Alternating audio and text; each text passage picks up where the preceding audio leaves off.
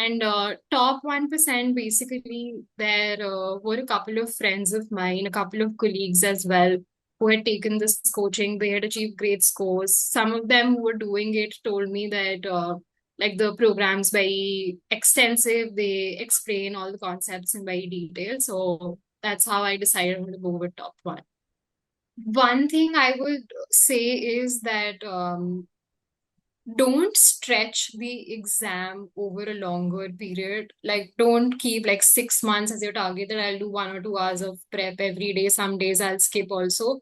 Because I believe GMAT is an exam that you need to be very in touch with the concepts and formulas, etc. So even if you are in that 645 or 650 bracket, try to set a goal for yourself. People whom I've connected with, like my seniors in office who've been to like top schools, maybe a Harvard or a Wharton, all of them just say this one thing, that never listen to someone who says that you don't need an MBA. That experience is going to be life changing. So, hey, Getanjali, hi.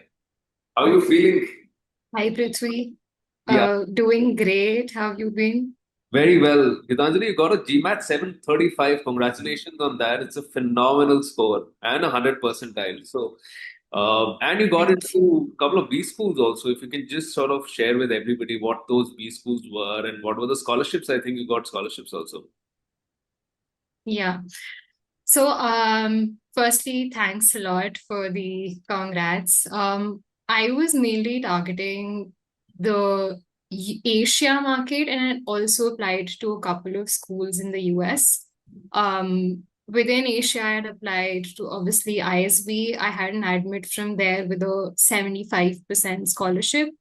I also applied to two schools in Singapore. So I applied to Nanyang.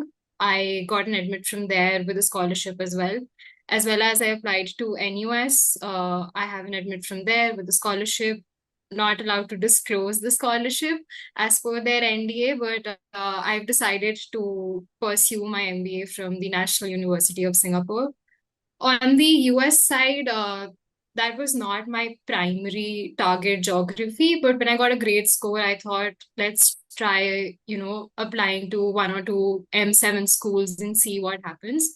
Yeah. So I got an admit from Kellogg, but unfortunately, I've decided not to go ahead with that. Okay, so NUS is something that you have finalized now, right? Yes, yes. Phenomenal, phenomenal. Okay, so Gitanjali, let's go a little back. Okay, how many years Hmm. of work ex do you have? What are you doing right now? And then how did this thing of let's do an MBA started and where did it start from? So I did my undergrad in business economics from Delhi University. And I think while I was in my college days, I knew I wanted to do consulting. Eventual step when you start with consulting is always to go for an MBA, because I feel there are managerial skills that you learn when you want to progress in that career for a longer term. So MBA was always on the radar for me, but I wanted to get like good work experience because the aim was more or less to always go abroad. India was an option, but I wanted to explore living outside, studying outside, being in a more diverse cohort. So after my undergrad, I started working in management consulting right away. So currently, I'm working with Accenture. I have close to like 5 years of work experience in consulting. And I think last year was a time that I decided that now I have some good years of experience, maybe to like learn more and progress. MBA would be like the right next step for me at this point. Brilliant, brilliant. I think, and then how did you decide on top 1% or taking the GMAT versus GRE and how did that happen? So, I think I was always like from my school days, quant was a strong aspect of mine. And compared to like the GRE and the GMAT, I know that GRE is a little more challenging on the verbal side. If you're stronger with quant, people generally suggest to go for the GMAT. Plus, I feel that I might not have been someone great with, the vocab section and memorizing the words, etc. So GMAT made more sense, as well as when I did my research, I think it's great from a perspective when you're applying for post MBA jobs also. a good GMAT score might be helpful for your profile. So that's how I decided I want to do the GMAT. And top 1%, basically, there were a couple of friends of mine, a couple of colleagues as well, who had taken this coaching. They had achieved great scores. Some of them who were doing it told me that like the program's very extensive. They explain all the concepts in very detail. So that's how I decided I'm going to go with top one. Brilliant. And what were your biggest challenges before starting your GMAT prep? I would say biggest challenge as well as like one piece of advice for people. Don't form a perception of how hard or easy the exam is based on experience of like other people. One thing that was kind of a roadblock for me was that I had spoken with a bunch of people. Some of them had given like the GMAT 4 or 5 times.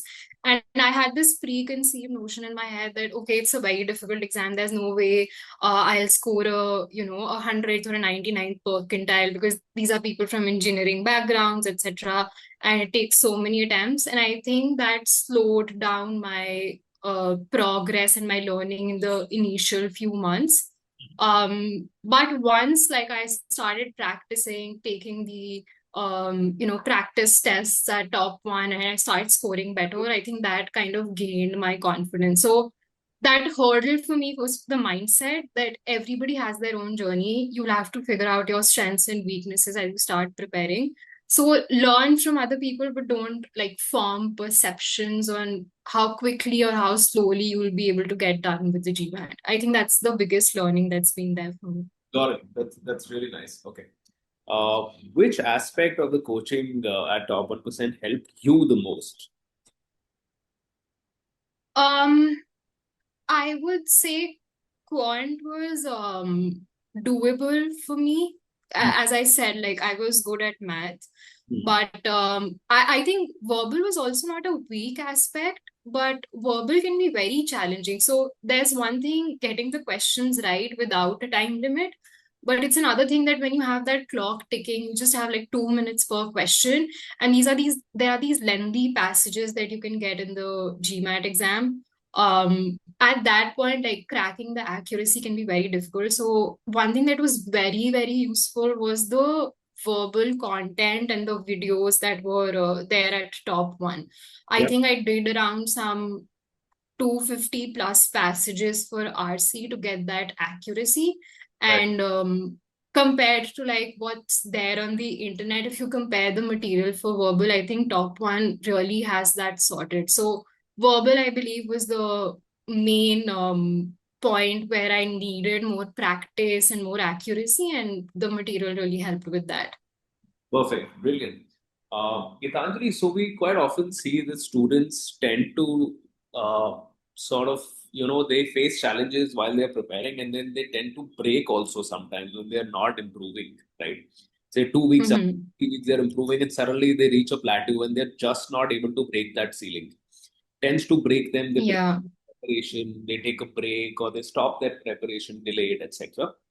Mhm. At the core, they lose a lot of confidence also during this phase, right? So you cracked 100%. Yeah. Definitely, you would have faced a lot of hurdles and challenges, right?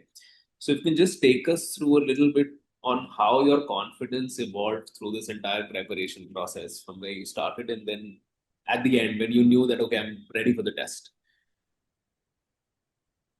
So I think I also definitely reached that plateau. So I started my prep. I was doing the top one material. I was giving the mocks.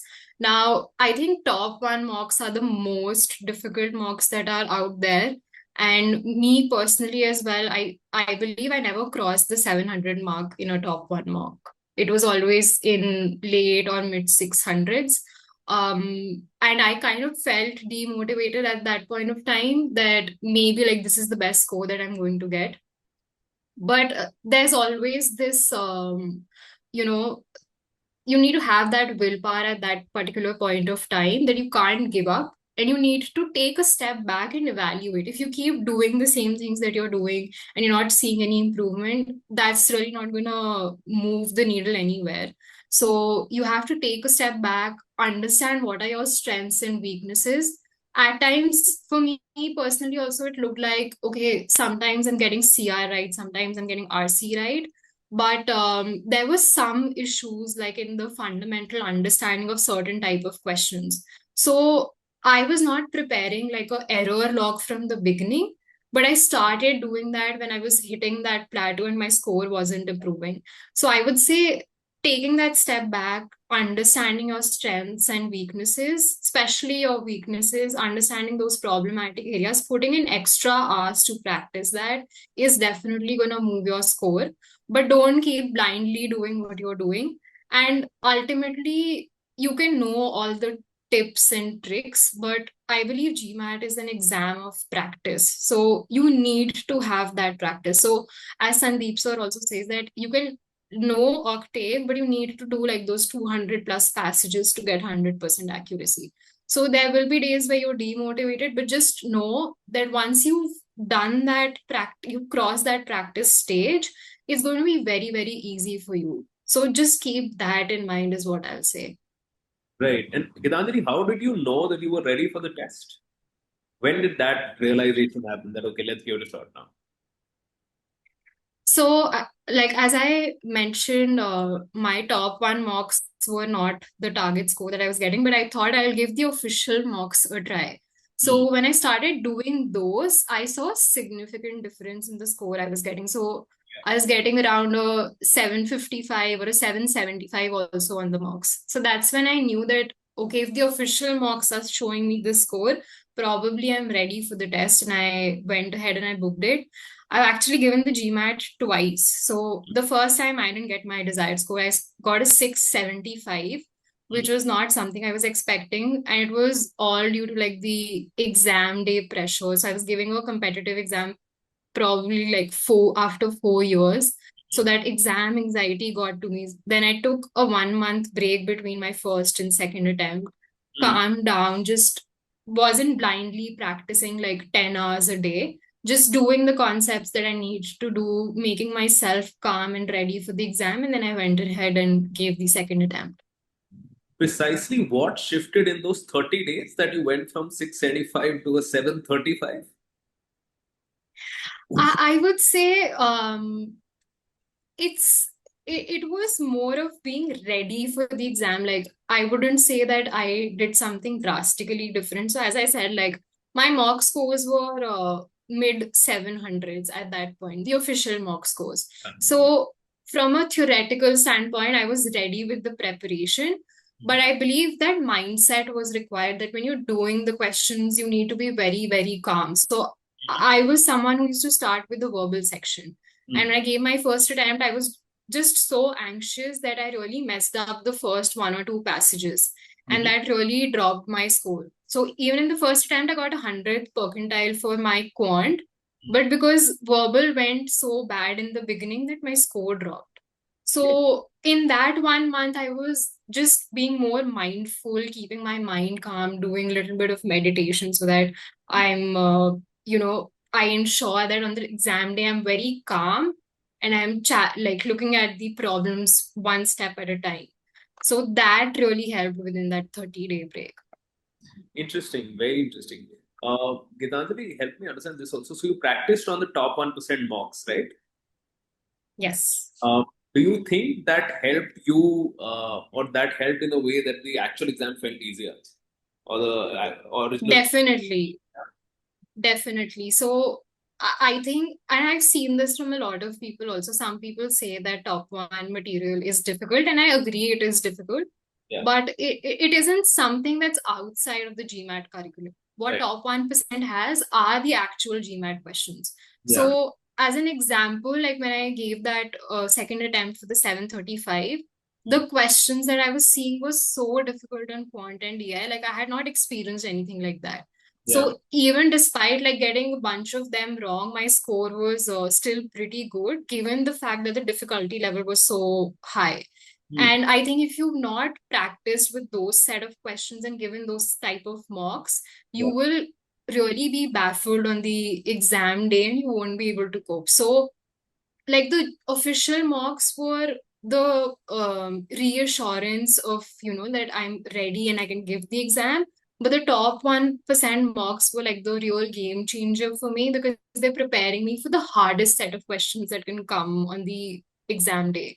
So I think that's a definite must. Like I would say that top one mock portal has some 8 to 9 total marks, and then there are sectional marks and topic wise marks. I did all of them, and anybody who's preparing, I would say try to do all of those tests because those questions are really, really going to help you in your prep. Amazing, amazing. Anything unusual on the test day that you felt in the paper? Uh, I would just say that so I started with verbal. My verbal score was a perfect 90. I think there is section, like I know the exam adapts based on difficulty at a question by question level, but I felt that it's probably carried across sections also. So when I started DI, after that, after my verbal, the level of the questions was very high. So I would say be prepared for that as well on the exam day. That it's not just within the section difficulty is going to adapt, but it's also cross section. Mhm. So I would suggest start with like your strongest section in that aspect, and probably keep the weaker one for the middle. And then quant was also my stronger aspect, and verbal was my stronger aspect. DI was somewhere like I was okay with it. So I kept DI for the middle, and then I took a break, that 10-minute break, and did quant with like a fresh mind. So that could be like one strategy to adapt. Brilliant, brilliant. So before getting to your admission strategy and how you made it to these business schools, if you can just we can just conclude by you giving one advice to anybody who's currently in the system or preparing for the GMAT and they're still stuck at that 650, 645, 660, and they really want to get into the 99 percentile bracket. What should they do? What should they focus on? And how much time do you think they should give to themselves in terms of daily practice and how many days of preparation, say 1 month, 2 months? What should it be from your angle? Um, One thing I would say is that don't stretch the exam over a longer period. Like, don't keep like 6 months as your target that I'll do 1 or 2 hours of prep every day. Some days I'll skip also. Because I believe GMAT is an exam that you need to be very in touch with the concepts and formulas, etc. So even if you are in that 645 or 650 bracket, try to set a goal for yourself that within the next 1 month, I need to be done with the GMAT. And that month, try to maximize it. Like, even I did it along with my work. I did not take any sabbatical to study for it. Try to find your sweet spot, whether it's morning or night. You need to put in 2 to 3 hours on weekdays. And I would say weekends, you'll have to stretch and probably forego the fun that we all have on weekends for maybe a couple of weeks. But try to have a concentrated time period and be very dedicated, because that's going to show significant improvement in your score rather than just doing 1 hour of practice then not doing it, because then the improvement won't be there. That's going to be my advice. Interesting. And Gitanjali, we all know how consulting jobs are, right? I mean, it really requires a lot of time from you and stuff. So, how were you able to manage? What was your study pattern like or plan like daily practice? How was it like? So I'm not a morning person. Plus, Yeah. my most of my clients are US based, so I have calls in the evening. So I have the privilege of starting my day a little late. What I used to do is wrap up work at a decent time, and start with my study at around 10:30 at night. Put in like good 2 to 3 hours at that point. Um, I know it's difficult, like after an entire day of work, sometimes you don't feel motivated enough, but then you need to know like this is the very important step in your application process. Because once this is sorted, I think you'll just have more confidence doing the essays, doing the entire other set of things you need to do for the application. So have that goal in mind that 1 month I need to put in all my effort and then I'll be done and dusted with it. So that mindset needs to be there, and you will have to like burn the midnight oil a little for that particular period of time. Right. So this brings me to the next half of this conversation, which is about your admission strategy. You very clearly mentioned that you knew that GMAT is going to help, right? In identifying which schools you can get into, how you should apply and stuff.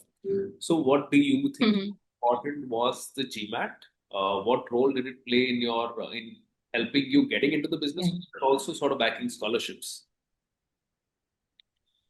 So, if your aim is applying for India, Mm-hmm. specifically like ISB, that's the top school that you can go for. I would say GMAT really holds great weightage. Of course, it's not the sole criteria. You'll need to have a strong profile, good essays, recommendations, and everything. But I felt it's a very, very strong criteria because I know people who were from similar kind of profiles with not such good GMAT scores did not get any scholarship at ISB. I was able to get a 75% scholarship, and I think a major part of that was the GMAT. Given like it's a program that's very fast paced, I do feel that colleges want to know that you have certain foundations that they can rely on. So I believe in that aspect. GMAT's very helpful, even in the US or Asia or anywhere. It is not the sole criteria, but it's definitely an important criteria because you will have people with similar profiles who are applying to those schools. Yeah. This can be your one differentiator over there. So if you have like a 99th or a 100th or a 98th percentile, this it does shine out in your apart from like your resume that you have shown that even after so many years of experience, when you have to study, you can get in touch with the concepts, crack an exam. So it's definitely an important criteria for admissions as well as for scholarships because they're going to look at your merit. So apart from like having a good profile, that one thing I believe does hold like good weightage. So don't just be okay with a mediocre score. If you feel you have the capability of getting a better score, go for a second or a third attempt because this 1 or 2 months extra that you're going to put in might save you a lot of dollars when you're applying to B schools. And given how expensive an MBA is, that every dollar at that point is going to count. Understood. Getanjali, we are seeing a lot of confusion in people right now in terms of should they do an MBA, should they not do an MBA? Does it still hold value? People are Mhm. still sort of figuring it out. How were you so clear? What was that one thing that you were focusing on that, okay, because I want to get there, an MBA is important. So, what was that clarity? I think one was that I've been in consulting for 5 years, but I also want to look at the industry side of things, maybe like a in-house strategy role at a company within the industry. So for experiencing and exploring more things, I think an MBA made a lot of sense. Hmm. I would also like to like weigh in on this controversial topic whether an MBA is the right step in today's day and age. If you feel like MBA is going to sort everything out once you have it on your resume, then probably not. You need to know that when you are going for an MBA, it's not the sole criteria. Like you'll have to upskill yourself, whatever's going on in the industry. Given like we're in the day and age of AI, you'll have to be very updated with everything that's going on. So all of that is non-negotiable. But Yeah. I believe from people whom I've connected with, like my seniors in office who've been to like top schools, maybe a Harvard or a Wharton, all of them just say this one thing that never listen to someone who says that you don't need an MBA. That experience is going to be life changing for you because the network that you're going to build, the kind of people that you're going to meet, that opportunity is not going to come from anywhere else. So having had these discussions with people who are so tenured just instilled the confidence in me that I'm doing the right thing. I also need to keep upskilling myself with industry trends, but I think the kind of experience I wanted learning from a diverse cohort or exploring more things outside consulting, I think an MBA felt like the right step for me. Brilliant. This is amazing. Gitanjali, thank you for this conversation. And when are you going to NUS now? Uh, So it starts in the last week of July. Okay. Oh, hardly any time. Yeah. Thanks Yes. for this conversation, Getanjali. We are super happy. Everybody at Top 1% is very happy for you. We wish you all the luck, best of luck for your business school Thank you. journey. And yeah, thank you. Thank you so much.